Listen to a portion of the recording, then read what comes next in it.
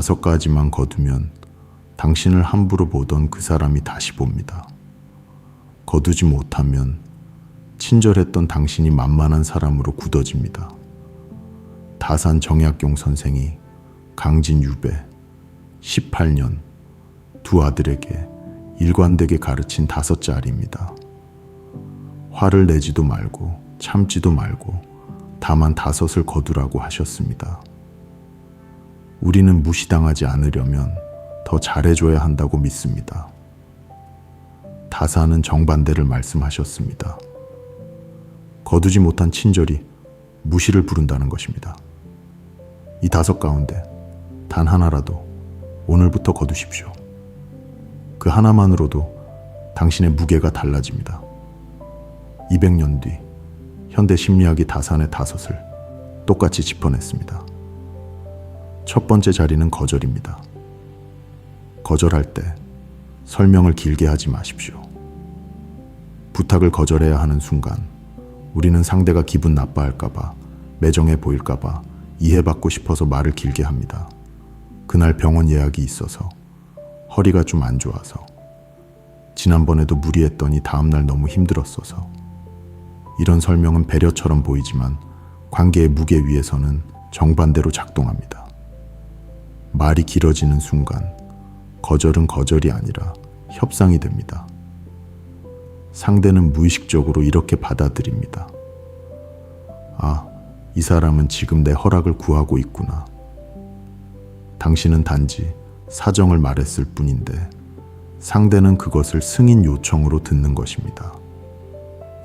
이유를 말하는 순간 상대는 해결책을 잡기 시작합니다. 시간을 바꾸면 되잖아. 병원은 다음에 가면 되지. 결국 당신이 길게 말하면 말할수록 상대는 더 확신하게 됩니다. 결국은 해주겠지. 그리고 그 확신이 쌓이면 존중은 사라집니다.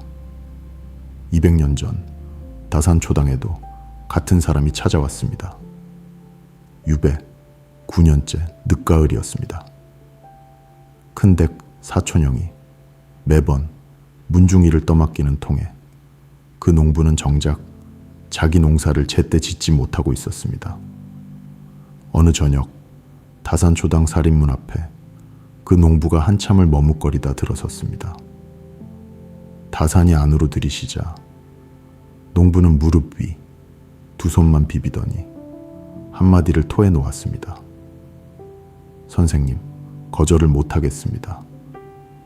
어제도 입을 열었다가 또 끝에 가서는 떠맡고 말았습니다.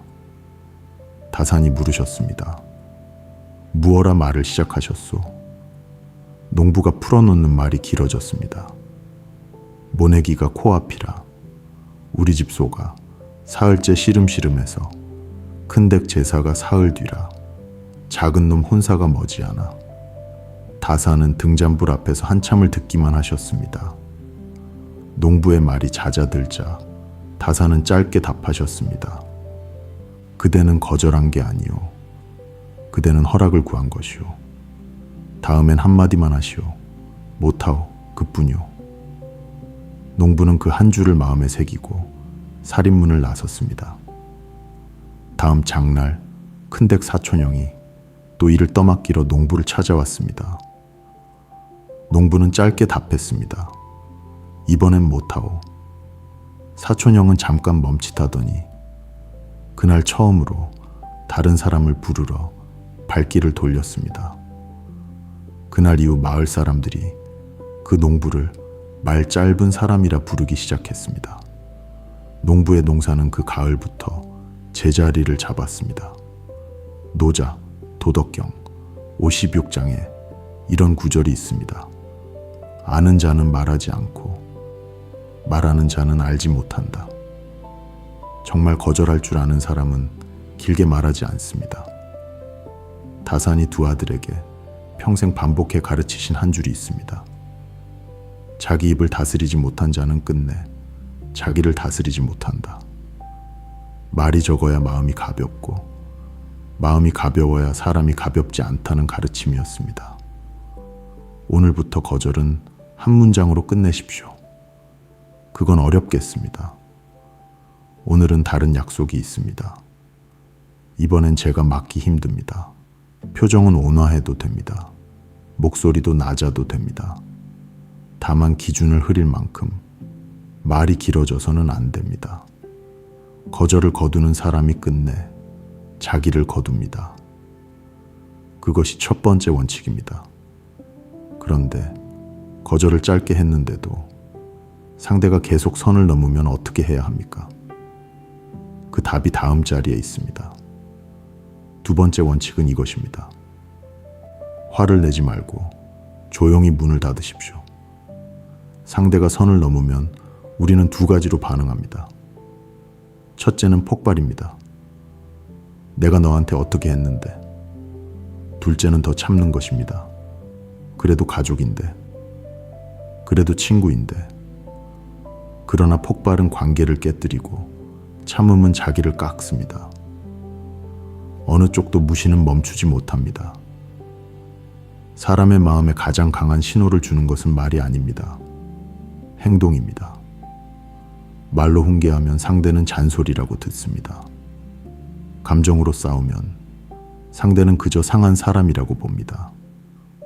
그러나 어제까지 당연히 해주던 일을 오늘 조용히 멈추면 상대는 본능적으로 느낍니다.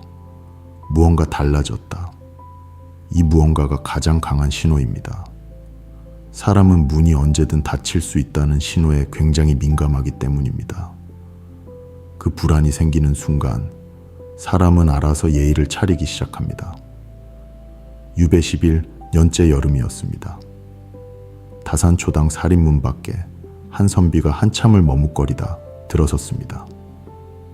다산이 차 한 잔을 내려놓자 선비는 잔을 한참 들여다보더니 입을 열었습니다. 선생님, 한 동문이 매번 술자리를 청해옵니다. 가지 않으면 박정하다 하고 가면 외상값은 늘 제 몫이 됩니다. 따져도 보고 화도 내봤습니다. 다음 날이면 또 같은 모양입니다. 그 사람이 사람으로 안 보입니다. 다산이 물으셨습니다. 그대는 어찌 말했소? 선비는 자신이 퍼부었던 말을 하나하나 풀어놓았습니다. 다산은 듣기만 하셨습니다. 말이 끝나자 다산은 잠시 등잔불을 바라보다 짧게 답하셨습니다. 내일부터 사흘만 해보시오. 그가 술자리를 청해도 가지 마시오. 따지지도 마시오. 평소처럼 글만 읽으시오. 사흘이면 그가 먼저 찾아오. 선비는 고개를 갸웃하면서도 절을 하고 돌아갔습니다. 그날 저녁 동문이 살인문을 두드렸습니다. 술상을 차렸으니 오라 했습니다. 선비는 가지 않았습니다. 이튿날 저녁도 마찬가지였습니다. 사흘째 새벽 동문이 직접 선비의 사랑채를 찾아와 돛돌 앞에서 한참을 서성이더니 처음으로 물었습니다. 어찌 발길을 끊으셨소? 그 한 줄이 시작이었습니다. 화로 무너지지 않은 관계가 침묵으로 다시 서기 시작했습니다. 세네카는 분노에 관하여 애서 적었습니다. 화는 자기를 먼저 태우는 불이다. 화로 상대를 다스리려는 자는 결국 자기를 다스리지 못한 자다. 다산은 목민심서에서 백성을 다스리는 자의 첫째 덕을 자기 입을 다스리는 것이라 하셨습니다. 입을 다스리지 못한 자는 끝내 백성도 잃고 친구도 잃는다는 가르침이었습니다. 상대가 선을 넘었을 때 즉시 설교하지 마십시오. 감정적으로 따지지 마십시오. 대신 어제까지 당연히 해주던 한 가지를 조용히 거두십시오. 그리고 아무 설명 없이 평소처럼 지내십시오. 거두는 사람이 끝내 신호를 만듭니다. 그것이 두 번째 원칙입니다. 그런데 행동의 변화에 가장 큰 적은 자기 자신입니다. 마음이 흔들리면 행동이 흔들리고 행동이 흔들리면 모든 신호가 약해집니다. 그 답이 다음 자리에 있습니다. 다음 자리는 일관성입니다. 거기서 품격이 나옵니다. 주변에 이런 분이 계실 겁니다.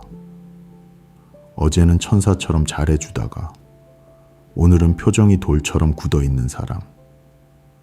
기분이 좋은 날은 세상 다 줄 것처럼 하고 기분이 나쁜 날은 한마디에도 날카롭게 쏘아붙입니다. 같이 지내는 사람은 늘 불안합니다. 오늘은 어떤 날일까? 오늘은 또 어느 장단에 맞춰야 할까? 이 불안이 쌓이면 상대는 그 사람을 존경하는 게 아니라 피곤해합니다. 사람들은 흔히 비판이나 무능력 때문에 스트레스를 받는다고 생각합니다. 그러나 인간관계 스트레스를 조사하면 실제로 가장 큰 요인은 예측 불가능성입니다. 상대가 언제 웃을지, 언제 화낼지 모를 때 뇌는 끊임없이 경계를 세우고 스트레스 호르몬이 올라갑니다. 불안은 존경이 아닙니다. 불안은 경계입니다. 상대가 당신을 조심하는 이유가 품격이 아니라 폭발할까 바라면 그것은 건강한 존중이 아닙니다. 유배 14년째 봄이었습니다. 다산초당으로 마을 어른 한 분이 찾아오셨습니다. 큰아들 일로 가슴을 치는 어른이었습니다. 선생님, 우리 큰놈이 어떤 날은 사람 같고 어떤 날은 짐승 같습니다. 잘해주면 더 막대합니다. 호되게 야단치면 며칠은 조용하다가 다시 처음으로 돌아갑니다. 제가 이놈 때문에 잠을 못 잡니다. 다사는 한참 듣기만 하시다 짧게 물으셨습니다. 그대는 어떤 사람이요? 어제 그대와 오늘 그대가 같소? 어른이 말문이 막혔습니다. 사실 어른 자신도 기분이 좋으면 큰아들에게 술 한 잔을 내어주고 화가 나면 한마디에도 손이 올라갔습니다. 다사는 등잔불 앞에서 한 줄을 내놓으셨습니다. 자식은 부모의 거울일 뿐이요. 그대가 어제 다르고 오늘 다르면 자식도 어제 다르고 오늘 다르. 기분으로 베풀지 마시오. 기분으로 거두지도 마시오. 그대 안에 흔들리지 않는 한 자리를 먼저 만드시오. 그 한 자리를 부동심이라 하오. 어른은 그 한 줄을 받고 돌아갔습니다. 그날 이후 그 어른은 자식에게 무엇을 줄 때도 거둘 때도 같은 표정으로 했습니다. 한 달이 지나자 큰아들이 처음으로 아버지께 말 한마디를 가지런히 올렸습니다. 부동심이 자식 안에 비로소 비치기 시작한 것입니다. 마르쿠스 아우렐리우스는 명상록에서 이렇게 적었습니다. 외부 사건에 흔들리는 자는 결국 자기 자신에게 흔들리는 자다. 다사는 흔들리지 않는 마음을 부동심이라 하셨습니다. 기쁜 일이 있어도 가볍게 흥분하지 않고 슬픈 일이 있어도 과하게 무너지지 않는 것. 200년 전 다산이 두 아들에게 평생 강조하신 한 단어가 바로 이 부동심이었습니다. 자기를 거두는 사람만이 부동심을 가집니다. 오늘 기분이 좋다고 원칙을 무너뜨리지 마십시오. 오늘 기분이 나쁘다고 예의를 버리지 마십시오. 내 기분이 태도가 되지 않게 만드는 작은 규칙을 정하십시오. 부탁받으면 최소 10초는 멈춘다. 도와줄 수 있는 범위를 미리 정해둔다. 기분으로 베풀고 기분으로 거두지 않는다. 그것이 다음 자리에 머무는 길입니다. 일관성을 지켜도 무너지는 자리가 하나 남아 있습니다. 가장 흔히 놓치는 자리입니다. 다음 자리는 시간입니다. 언제든 손에 잡히는 사람이 되지 마십시오. 많은 분들이 착각합니다. 내가 언제든 도와주면 그 사람은 나를 더 소중히 여기겠지. 그러나 인간관계는 종종 반대로 움직입니다. 언제든 잡히는 사람은 점점 가벼워지고 쉽게 만나지는 사람은 쉽게 취급됩니다. 당신이 시간을 비워둘수록 상대는 당신을 내가 필요할 때 꺼내 쓰는 사람으로 봅니다. 사람은 비어있는 것을 가볍게 보고 채워진 것을 무겁게 봅니다. 마을 우물을 누가 귀하게 여깁니까? 두레박을 던지면 늘 물이 나오고 누구나 들러 한 모금씩 길어갑니다. 그런 우물은 가까이 있어도 귀하게 여겨지지는 않습니다. 정작 우물이 마르고 나서야 마을은 비로소 그 자리를 귀하게 여깁니다. 당신의 시간이 늘 비어 있으면 상대는 그 시간을 자기 것처럼 꺼냈습니다. 당신의 시간이 차 있으면 상대는 그 시간을 조심스럽게 부탁합니다. 이 차이가 곧 존중의 차이입니다. 다산이 강진에서 보내신 어느 겨울 새벽 이야기가 떠오릅니다. 유배 8해째 겨울이었습니다. 다산은 그해 봄 다산초당으로 막 옮겨오신 무렵이었습니다. 다산초당의 작은 방에서 목민심서, 초고를 매일 새벽 손수 쓰고 계셨습니다. 그러나 그 무렵 다산의 책상 위에는 한 줄을 쓰다 만 종이가 자꾸만 쌓여갔습니다. 마을 사람들이 살인문을 가볍게 열고 들어와 글 좀 봐주시오, 송사 좀 풀어주시오, 약방문 하나만 봐주시오 하며 청을 늘어놓았기 때문이었습니다.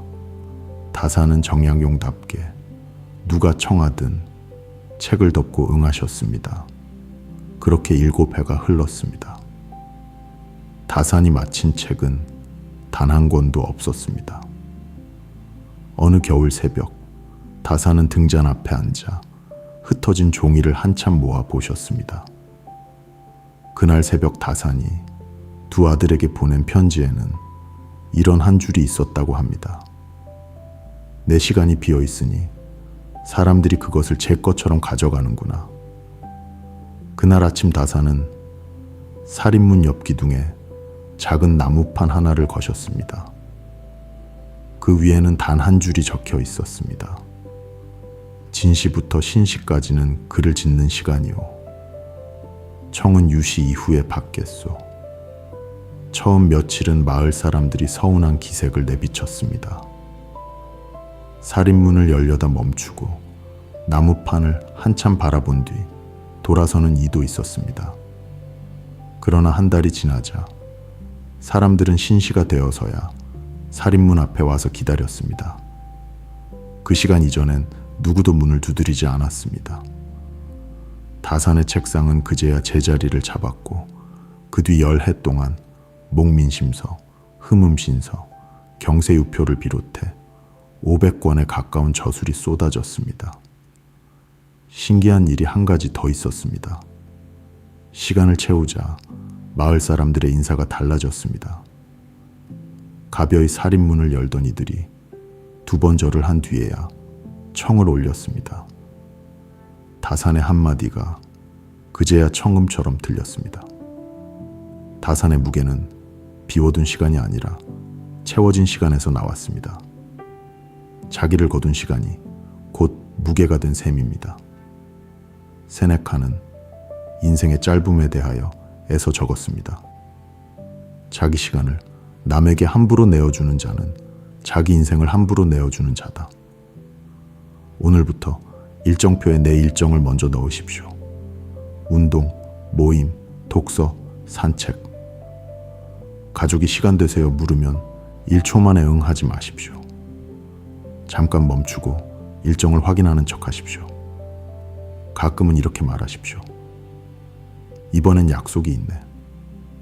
다음에 보자. 채운 시간만이 거둘 시간을 만듭니다. 그것이 시간을 거두는 길입니다.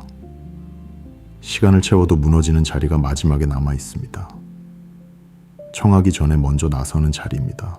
마지막 자리는 자청을 거두는 일입니다. 먼저 나서지 마십시오.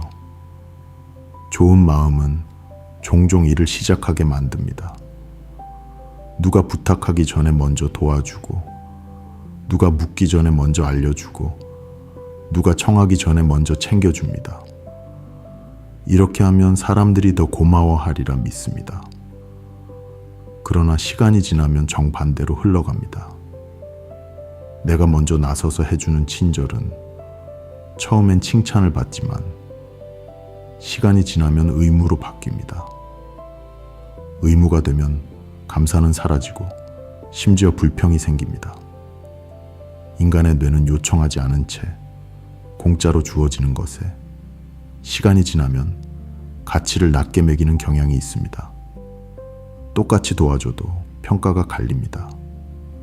상대가 도와주세요라고 요청했을 때 도우면 시간을 내준 사람으로 기억됩니다. 반대로 요청하지 않았는데 내가 먼저 해줄게 하면 원래 저걸 하는 사람으로 새겨집니다. 그리고 그 끝에는 가장 위험한 낙인이 찍힙니다. 우리보다 아래 사람인가. 다산도 같은 실수를 강진 첫해에 하셨습니다. 유배 첫해 다산이 머무시던 곳은 강진 동문 밖 주막의 골방 사이제였습니다. 한양에서 형조 참의를 지내신 분이 죄인이 되어 내려오셨다는 소문이 마을에 퍼지자 사람들이 호기심 반 두려움 반으로 다산을 찾아왔습니다. 다산은 누가 묻기 전에 먼저 나서셨습니다. 가뭄에 시달리는 농부에게 새 농사법을 알려주시고 송사에 휘말린 이에게 법문을 풀어주시고 그를 모르는 안악에게 간단한 한자를 일러주셨습니다. 처음 몇 달은 사람들이 선생님 덕에 우리 마을이 다시 일어선다며 굽실거렸습니다. 그러나 1년이 지나자 분위기가 달라졌습니다. 농사법을 알려준 농부는 다음 해 풍년이 들자 인사도 없이 발길을 끊었습니다. 송사를 풀어준 이는 이긴 뒤 다산의 이름을 꺼내지도 않았습니다. 한자를 가르친 안악은 어느 장날 옆에 선 사람에게 저 어른이야 원래 사람들 글 일러주는 게 일 아니시오 하고 흘려 말했습니다. 마침 그 자리를 지나시던 다산의 등 뒤로 그 한마디가 그대로 떨어졌습니다. 새로 찾아오는 사람들은 인사도 없이 골방 문을 열고 선생님 이것 좀 봐주시오 하며 종이를 내밀었습니다. 다산이 새벽마다 손수 정리하시던 상례사전. 초고는 또 자주 책상 위에 묵었습니다. 어느 봄날 새벽 다산은 등잔 아래에서 두 아들에게 편지를 쓰시다 한참 붓을 멈추셨습니다. 종이 위에 적힌 한 줄이 있었다고 합니다. 먼저 준 것이 화근이로구나. 그날 이후 다산은 청하지 않으면 입을 열지 않으셨습니다. 누군가 정중히 2번 절을 한 뒤 청을 올릴 때에만 골방의 문을 여셨습니다. 그러자 마을 사람들의 발걸음이 다시 달라졌습니다. 가벼이 골방 문을 열던 이들이 사라졌습니다. 종이 한 장을 들고 와서도 2번 절을 한 뒤에야 펼쳤습니다. 자청이 사라지자 인사가 돌아온 것입니다. 다산의 한마디가 비로소 청음처럼 들렸습니다. 장자는 인간세 편에서 이렇게 말했습니다. 부르지 않은 길에 먼저 가는 자는 자기 자리를 잃는다. 오늘부터 부탁받기 전에는 먼저 나서지 마십시오.